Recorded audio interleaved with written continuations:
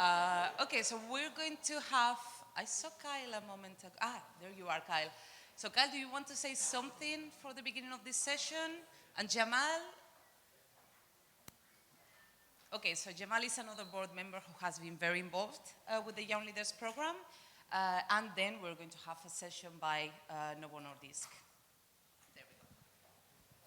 Thank you, Beatrice. Thank you, Kyle.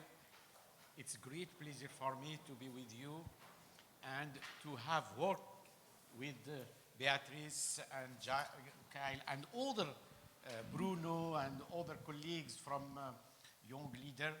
And my job as IDF MENA regional chair is to help to support in my region that many young leaders from different associations of MENA region could participate, could get profit of all education program, advocacy, technical aspect to give this in their country, in their association, because the Young Leader is a great program, and I am very happy that some persons from MENA region, as Huda from Morocco, are here. And thank you, Jacques. Thank you, Beatrice. Thank you for all participants for this Young Leader program, for all what you do. And it's a great pleasure to have with us Beatrice and Kyle in many different events from Morocco to speak about your activities and speak to what you realize. Well, you're too kind, Jamal. And when we put together the youth working group 3 years ago now, I was delighted that Jamal volunteered his time in addition to his regional duties.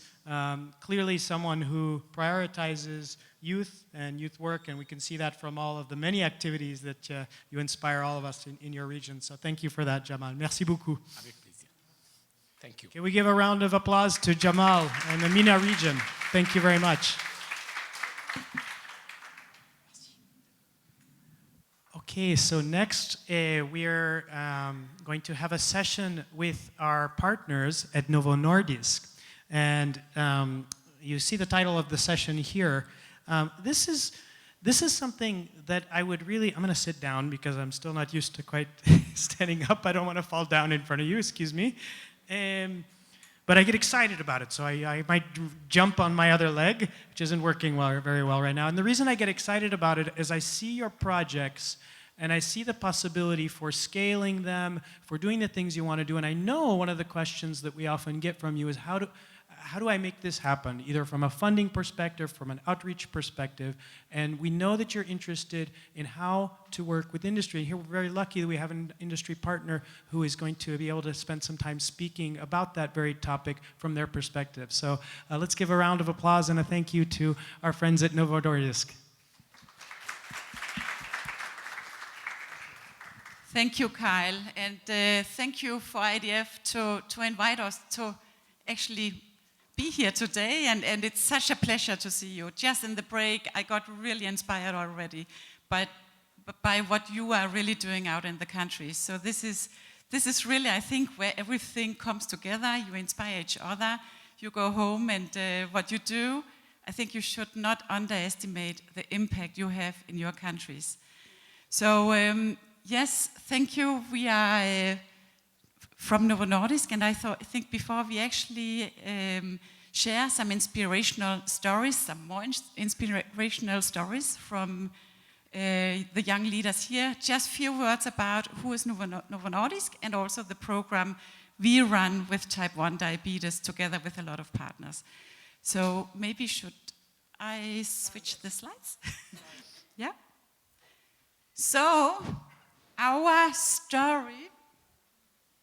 My name is Dorte Boldsen. I work in Novo Nordisk in Denmark at the headquarters in Global Access to Care, and I'm also involved in the Changing Diabetes in Children program.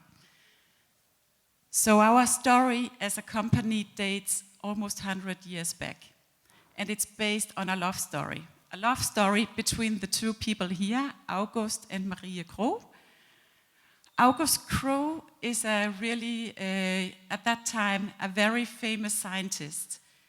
So he was even winning the Nobel Prize for studying functions of the smallest vessels in the body. So he was a really famous, world-known scientist at that time. He happened to have a wife, Maria, who suffered from diabetes. And back then, there was no treatment available. He was invited to travel to the US to share about his studies. He brought with him Maria. And in the US, he heard that something was being discovered in Toronto to help people with diabetes. They traveled to Toronto, and he was actually given not just the recipe, but also the permission to go back to Denmark and produce insulin for Scandinavia. And it's 100 years since they went to Canada, and the year after, in 2023, the first patient was treated by insulin produced in Denmark. So this is how Novo Nordisk started. Next year it will be 100 years ago. And since then, the company has been dedicated to diabetes.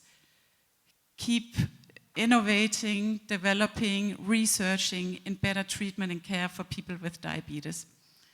So today, Novo Nordisk is in 80 countries. We have affiliates, but we do supply insulin in 168 countries.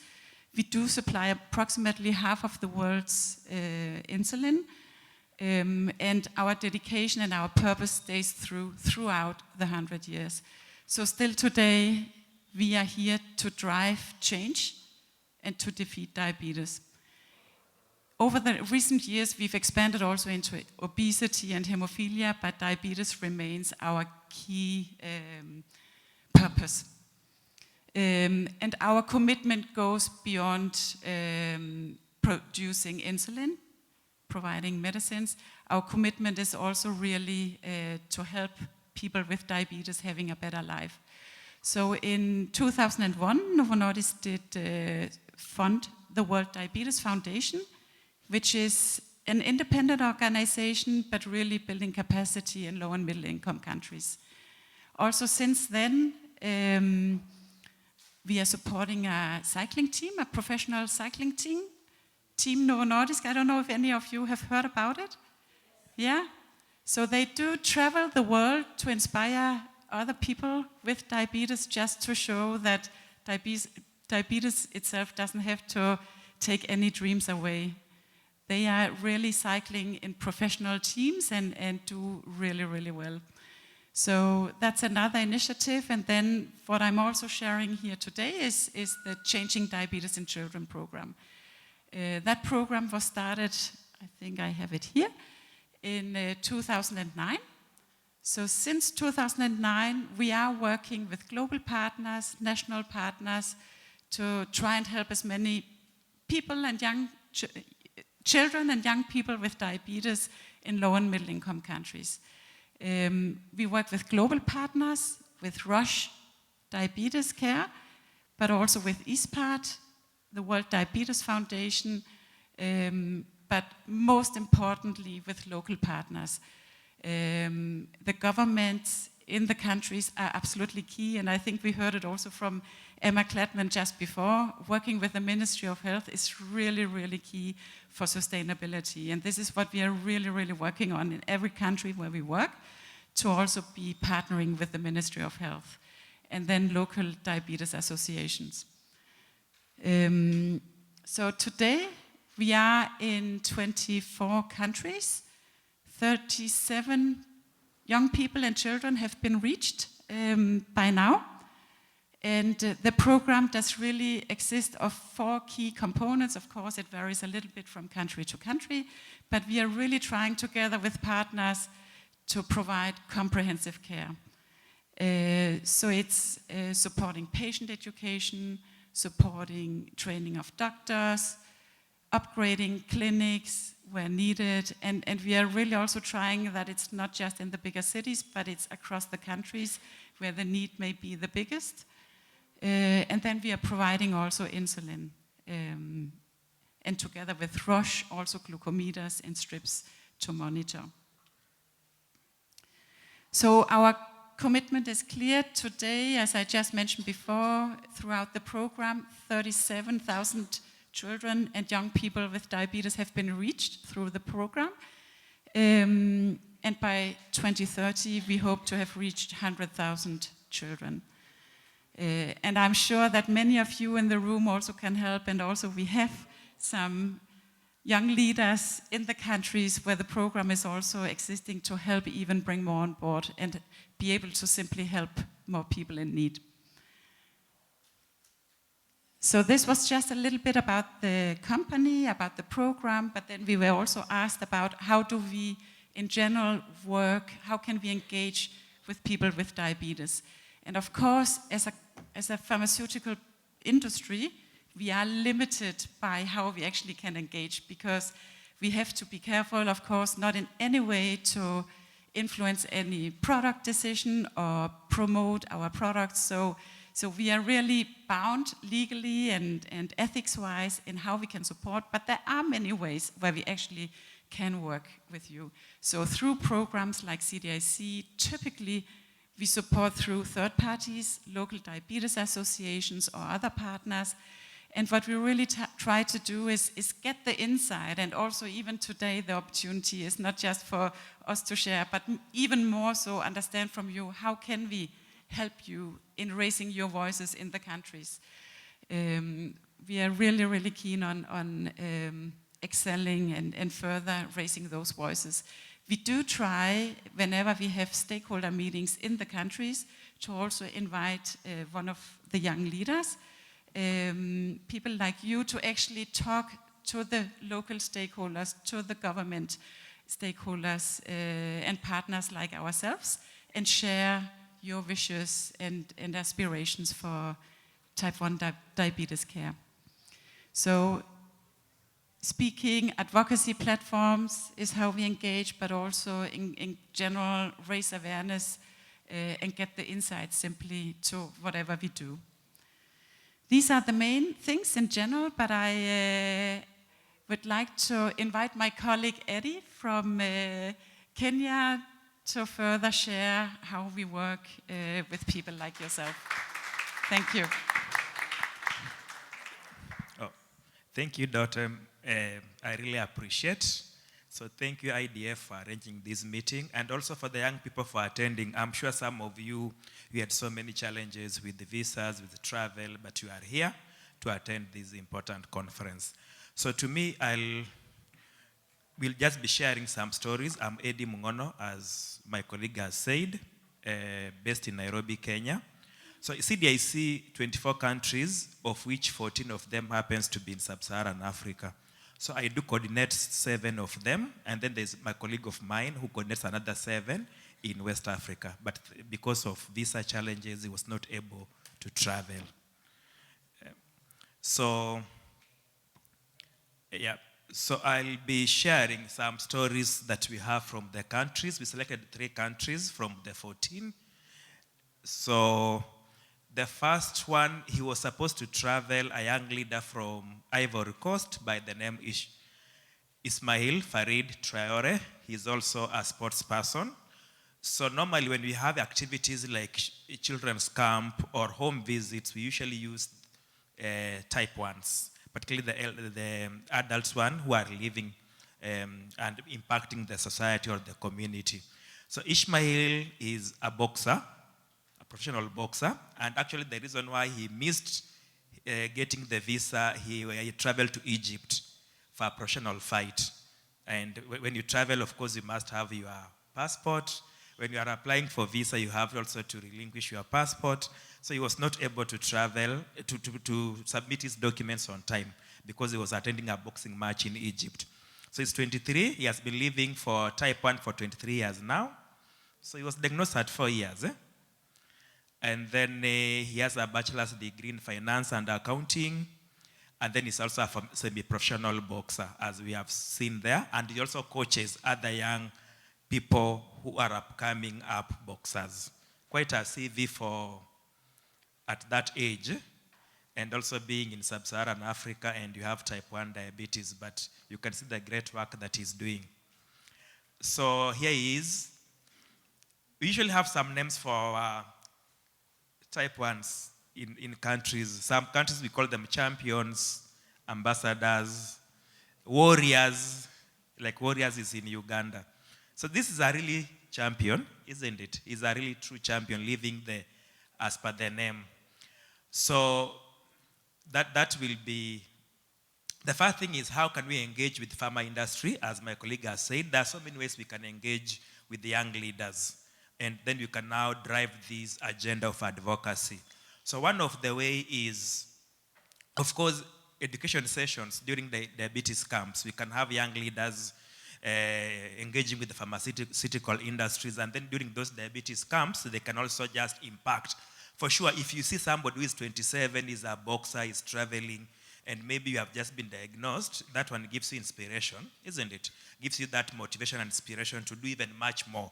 So we use young leaders for such a sessions, and then of course, motivation speeches, and then of course, home visits. We also conduct home visits just to go and assess how the situation at home is, and we also included the school visits, because most of these youngsters are in schools, and they have challenges at school. So it's also good to go and find out what is happening in schools, and how can we make like the teachers to understand, to support the youngsters so that they can go through the normal education system and achieve their dreams. So one of the things that he does is he has a project we call Changing Diabetes with Sports, CDS.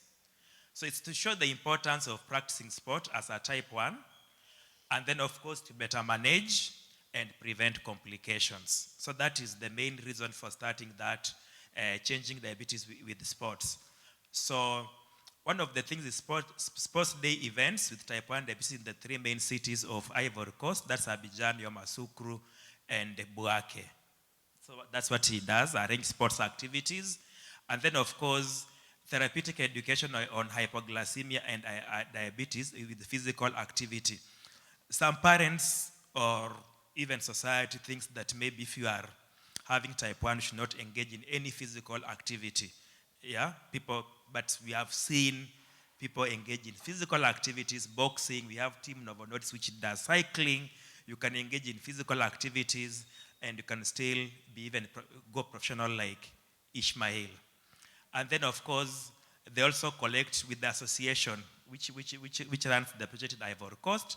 So they collect data for blood glucose monitoring before and after sports, just to compare, like how can we adjust, how can we get a balance, and also achieve our sports activities. So those are some of the photos that he's doing, yeah, like training young people with type 1 on boxing, on fitness, on martial art, and then also encourage the young people for physical exercise. So he has some areas of support he was to present, so I'm presenting on behalf of him. Yeah, so some logistical support for him when he's going through those cities. He can reach more young people. And then, of course, some refreshments during activities, some branding with the t-shirts, and of course, media coverage. Media coverage can achieve awareness, publicity, and that's how we can move forward with the agenda for type 1. So with that, I'll also invite, thank God they got the visa. So I'll encourage Team Sudan to come and present just what they do. He had this parting quote: with sport, we can improve life of youth living with type 1 diabetes. So let's work together. So with that, I'll invite Aza and Aya from Sudan. They can also share their inspiration stories they are doing in Sudan. And then they'll invite another young leader, another champion warrior from Ethiopia.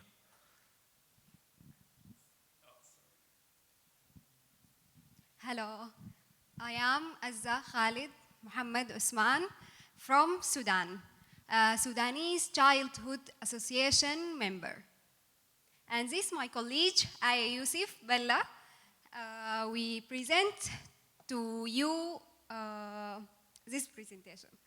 Okay, about SCADA, Sudanese Childhood Diabetes Association, housed at Sudanese Diabetes Center, provides integrated medical care for diabetic children in Khartoum state and the other states of Sudan, starting from insulin and glucose meters to social support for the child and the family. About us, SCADA Youth Office. Youth Office is one of the arms of Sudanese Childhood Diabetes Association. It is responsible for organizing educational, advocacy, and entertainment activities for the children at Sudan Childhood Diabetes Center. Although we are third world country and the difficult we are faces, the Sudanese, the SCADA Youth Office achieved success. I will show you the activities that we are organized. Examples of youth programs and projects, such as childhood diabetes awareness with Blue for You, school education programs, capacity building workshops for youth office members, SDG education and entertainment program, and the last project, Sugar Sugar. And Aya will tell you more about these activities. Hello, Aya, as she said, from Sudan. I'm the head of the youth office. So I'm gonna tell you about what you do. Okay, as you know, living in a low-income countries with no facilities, with no management guideline is very hard thing. So we are working, we are encouraged, we are fight to remove this stigma by doing these programs. Okay, in the youth office, our major role to do educational workshops and entertainment activities. Okay, I'm gonna tell you about Blue for You. Blue for You is an educational workshops for the children.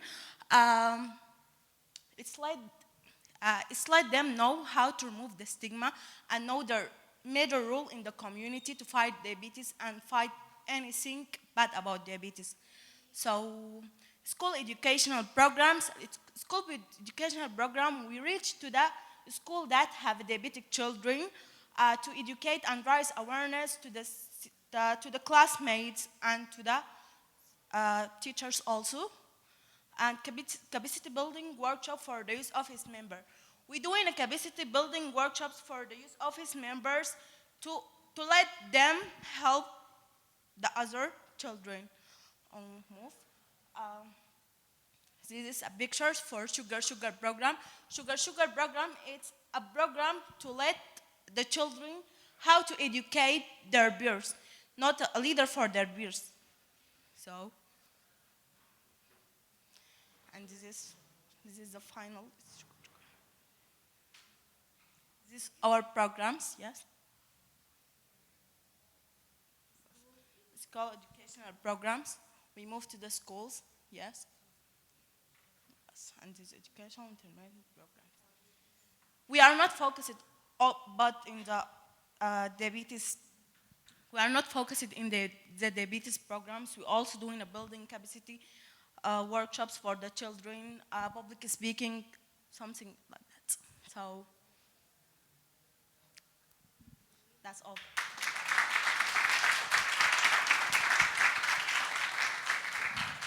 Okay.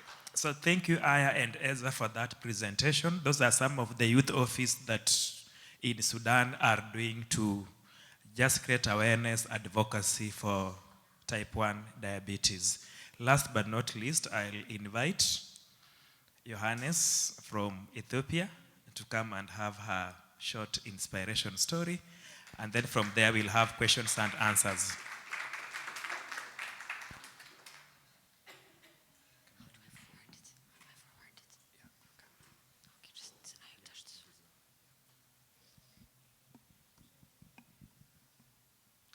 Good afternoon, everyone. I'm Nihat Johannes. I'm from Ethiopian Diabetes Association, and I'm a young leader there. So, Ethiopian Diabetes Association was established in 1984 with the purpose of creating supportive environment for people living with diabetes. So the biggest aim of Ethiopian Diabetes Association is a social support for our diabetes patients. It's the first patient-based association in the country. The aim of the association, as I said before, diabetes is basically a disease which requires an energy and a potential from the client. So our members help these clients to get the best out of themselves and to bring a positive change in their lives. With our collaboration with Novo Nordisk, creating awareness, patient empowerment, and management is our work there, and provision of insulin for type 1 diabetes management. It prepares an educational gathering every month, which improved from time to time. Our activities of young leaders in Ethiopian Diabetes Association, any advocacy is not limited in our association. So, like any advocate is allowed to advocate in a very creative way. So, the first one is organizing events and entertainment geared towards advocacy and sustainability, which means we use every entertainment we use entertainment to do an advocate for diabetes patients, which means the audience or the patients, they're being entertained, and also they are learning from the entertainment also. The second is fundraising through proposal writing, plus translation of diabetes books and brochures in each Ethiopian regional language, since Ethiopia has 11 regions, plus empowering the type 1 diabetes and their families living with diabetes.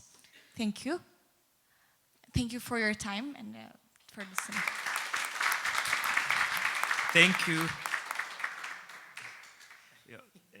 Thank you for that presentation. So those are some of the stories that we have been sharing from the countries that are in sub-Saharan Africa. We call it Middle Africa. From my experience and when I interact with the young people who have type 1 diabetes, I've realized there are mainly maybe 2 or 3 things that are very, very important. The first one is empowerment. So you empower the youngster, you empower the parents, you empower the school, you empower the community so that they understand what type 1 is. The second thing that is also important is support. How can you get that support? Support is through advocacy.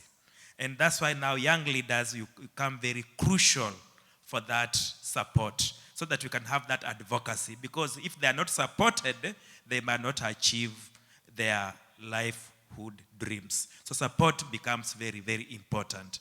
And that's why I'm appealing to young people, the young leaders who are here, for us to help us to drive that agenda for support through advocacy. And then, of course, the third thing is just learning from each other and also inspiring each other. So stories, and I'm sure every country, every person here, every young leader here has a very inspiring story that you can tell. So let's just make sure that those stories are out there. Those stories, people know about them, people hear about them. Let's spread the message. Let's share the stories. Let's collaborate. From there, we'll have a critical mass that will push this agenda for diabetes. So with that, I don't know, I'll hand over to our able moderator for Q&A. Hello. Yeah, thank you very much for that. No, I think we might have a bit of time. Bruno, Bea, how are we doing on time for questions? Great. Maybe if we can have the folks who presented come back up. Is that okay? Yes, that's fine. 30 minutes we have. We have time for lots of questions. Well, I have some questions already. This looks like there's one here. Go ahead. Would it be all right if the people who presented came back up and sat next to me?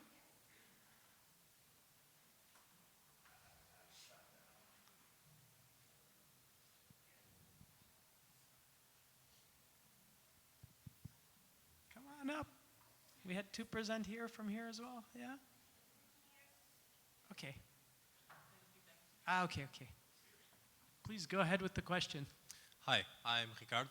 Thank you for the presentation, and thank you for also representing the fellow YLDs that couldn't be here. I think it's very important, as well as the opportunity to give some stage for these voices like we try to do here, so thanks for that.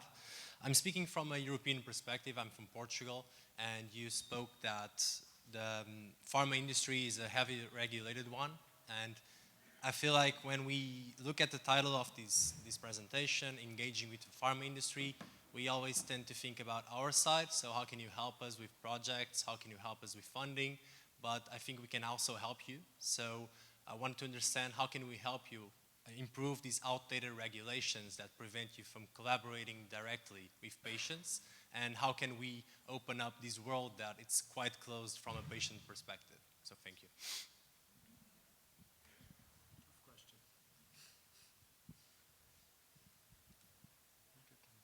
That's a really tough question. I'm going to give our colleagues here a few minutes to think about the response.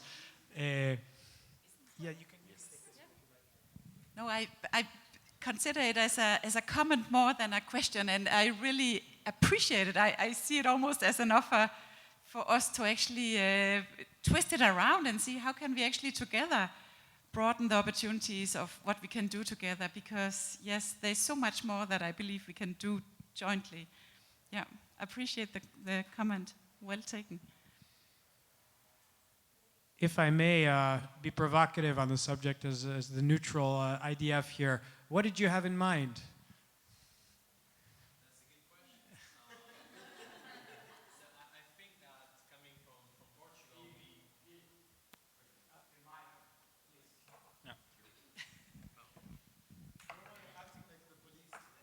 Thank you, Bruno, for the police action. No, I think from a Portuguese perspective, every time that we want to engage with some industry, we need to go through our IDF member. But sometimes we want to have some smaller scale initiatives. So if you want to try to participate in advertising, for example, so using people that are from the country that know the realities or share real stories, we can do that directly. It's a little bit easier than to go through the structuring, the applications. It's basically, it's a real product made of real people for real people. That's what we are trying to represent here. So it's smaller initiatives, trying to avoid these intermediaries that are very useful for larger scale initiatives, but for small things, I think we could easily remove the intermediary and gather 50 people than to have just 1 or 2 people representing these 50 that we could directly target. Yeah, I see where you're going with that. So I can imagine in your community, you have a small group, let's say, or not so small group, up 20, 30, 40 people you're putting together, and you're looking for some kind of support to carry out this activity. Is there someone at Novo Nordisk or elsewhere in industry that you could turn to, or are there regulations that prevent you from receiving support for the reasons that were mentioned earlier in terms of influence? Are you comfortable answering that question? Are there local representatives that they can reach out to within their geographies? Yes, I would also, because there are local rules that apply in every country. So I would definitely encourage, we have representation, as I showed before, in 80 countries, but even the 168 where we do supply, there are some contact people at Novo Nordisk. So please feel free to reach out. And we'll make sure that, you know, if there are any boundaries, of course, we have our legal and compliance team that help us out. And they are luckily not just policemen saying you cannot do this and that, but they are really trying to help us figure out how can we actually work together. So yeah, that goes for all of you. Feel free to reach out to our colleagues in the countries, because local regulations do apply. Thank you for that. I mean, my personal experience, having worked in industry before, is it's one of those things where I really loved it when people approached us with projects. It feels like a bit of a one-way story. If someone approached me, then it gave me the opportunity to go to my peers within my industrial cohort and actually ask, well, look, this is what the person is looking to do. It's true, it's complicated. You make the point well in terms of regulation. It's a shame almost, but this is the reality. And I think that I think there are creative ways, and we know it depends on geographies, we know it depends on the local regulations, but we've certainly heard of examples of some local small community efforts getting support. So my experience on the industry side is that there are sometimes ways that you can make things work, and I would encourage you to reach out to local representation to better understand. The worst that you can get is a no, right? And I already can tell from the one day that we've been together that you're not afraid of getting a no as an answer, and you're persistent on your projects, which is exactly what we want to hear. So thank you very much for the question. Can we go to the next question, please? Yeah, Leila? Thank you. So my question would be, for example, the organization I'm working with, FIND, when we contact manufacturers of any diabetes supplies, they're mostly very closed to discussing their potential issues in changing some of their behavior on the market.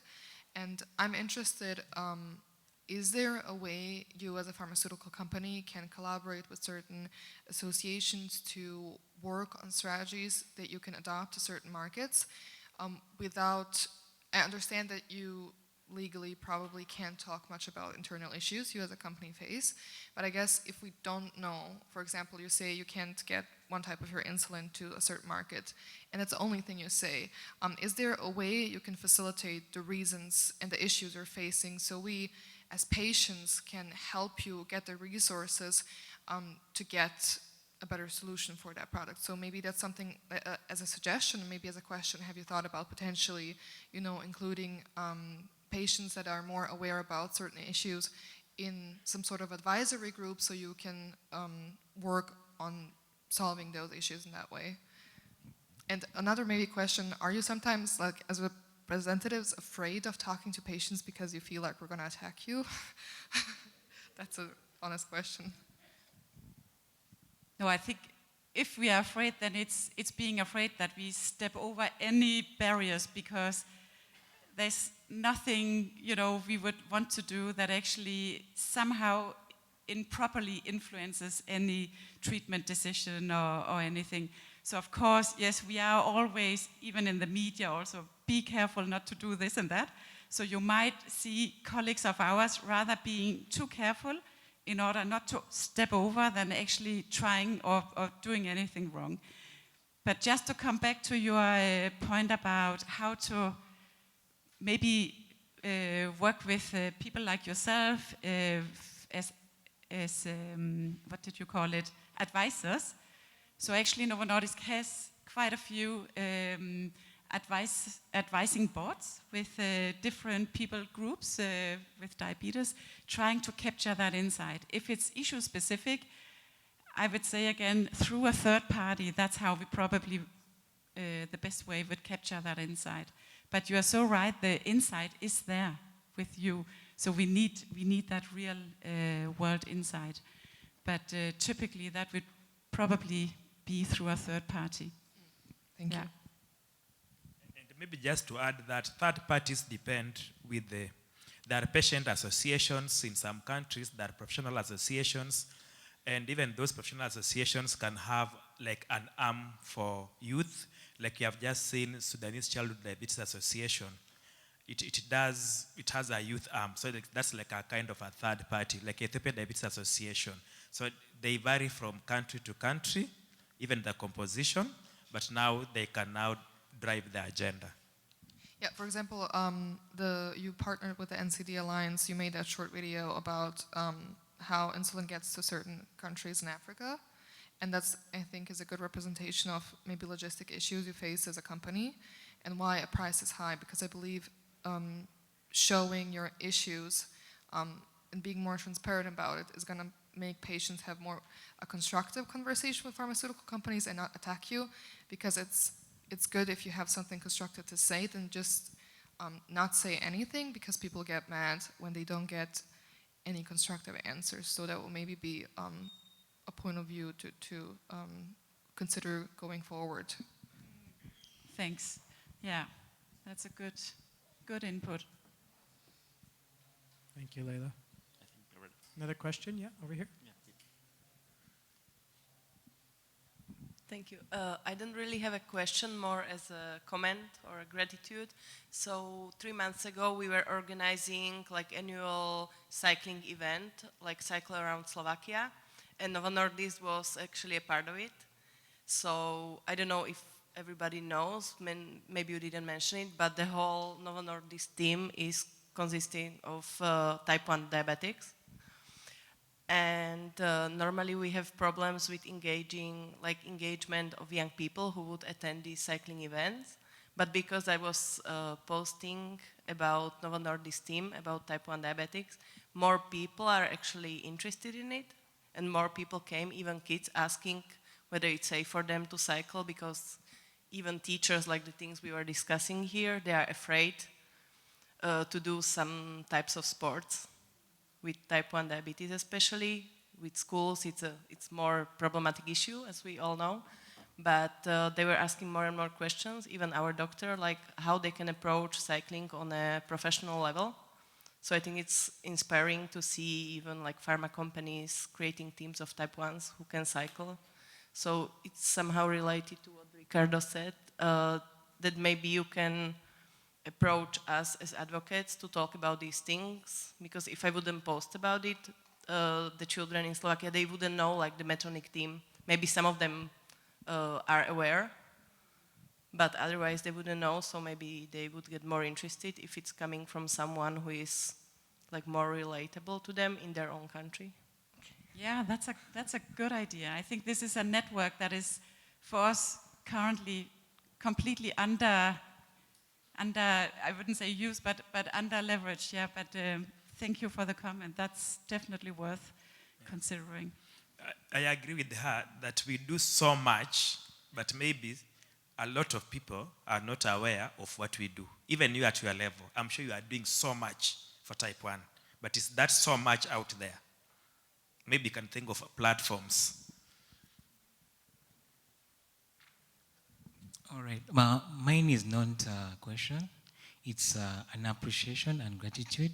I think my team from East Africa can agree that CDiC and Novo Nordisk have done a lot of support in terms of insulin and support and clinic building. And since I was diagnosed, I didn't know about Novo Nordisk until someone introduced me to it. And I'm sure my life has changed around, because from the stories I hear from people, like people who cannot afford insulin, one of them, a child was diagnosed at 2 years, and the parent didn't know how to get into this circle. And when she learned about Novo Nordisk and CDiC, changing diabetes in children, she was really grateful, because she was just happy. Mine is just a thank you note. Thank you very much. Thank you. This is so encouraging to hear. Really, yeah, appreciate it.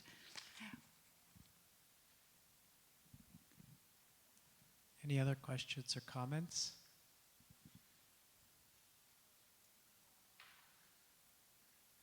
Okay, well, thank you very much for the presentation. Thank you, everyone. Yeah.